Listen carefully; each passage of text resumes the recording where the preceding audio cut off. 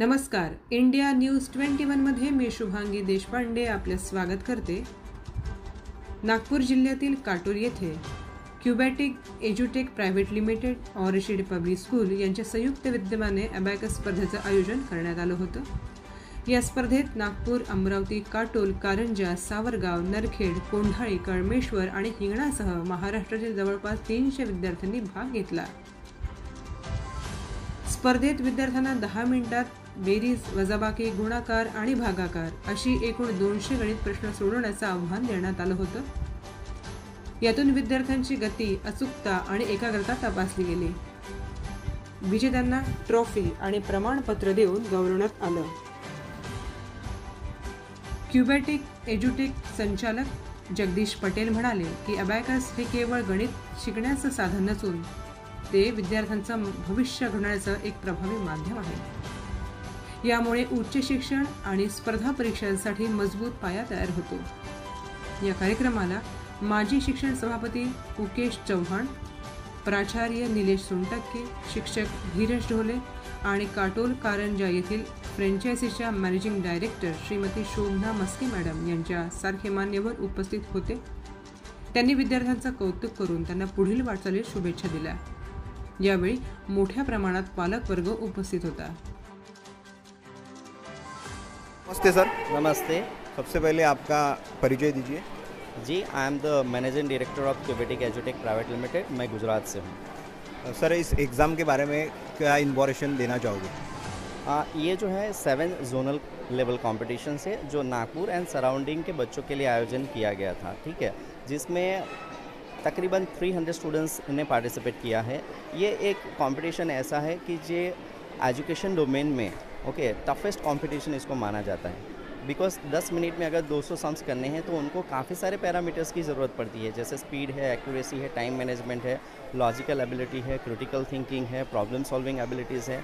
और ये सारी चीज़ें उनको एट एक्चुअल उनका जो स्कूल एकेडमिक्स होते हैं उसमें बहुत ही इम्पोर्टेंट रोल प्ले करती है. ठीक है, तो हम बच्चों को ये कंपटीशन के थ्रू ऐसी तरह से रेडी करते हैं कि हायर स्टैंडर्ड में उनको जो भी डिफ़िकल्टीज़ होने वाली हैं तो वो उसको ईज़िली ओवरकम पाए. ठीक है, तो मैं तो यहाँ पे शोभना मस्के मैडम को धन्यवाद करना चाहूँगा कि उन्होंने इतने छोटे शहर में, काटोल जैसे शहर में इतने सारे बच्चों को एक अपॉर्च्युनिटी क्रिएट करके दी. ऑर्चिड पब्लिक स्कूलने जे ऑर्गनाईज केलेलं आहे ही एक्झाम, काय सांगू शकाल याबद्दल? मी असं म्हणेल की अबॅकस सारखा जो कोर्स आहे ऑर्चिड पब्लिक स्कूल आपल्या शाळेमध्ये चालवत आहे. खरोखरच एक कौतुकास्पद बाब आहे, कारण प्रायव्हेट ठिकाणी पोरांना हा कोर्स करवणे त्यापेक्षा प्रत्येक शाळांमध्ये जर हा कोर्स आला तर अगदी सर्वसाधारण घरचा मुलगा हा कोर्स करू शकतो. कारण अबॅकस केल्याने त्या मुलाचं कॉन्सन्ट्रेशन, त्याचं ऑब्झर्वेशन, इमॅजिनेशन स्किल जे आहे तर हे या ठिकाणी डेव्हलप होते. मुलांना भविष्यात येणाऱ्या सर्व स्पर्धा परीक्षांना ते पुढे जाऊ शकतात. आणि अशी संधी जर शाळांनी मुलांना दिली तर कमीत कमी चार्जेसमध्ये मुलं शिकू शकतात. एक प्लॅटफॉर्म त्या मुलांना मिळू शकतं.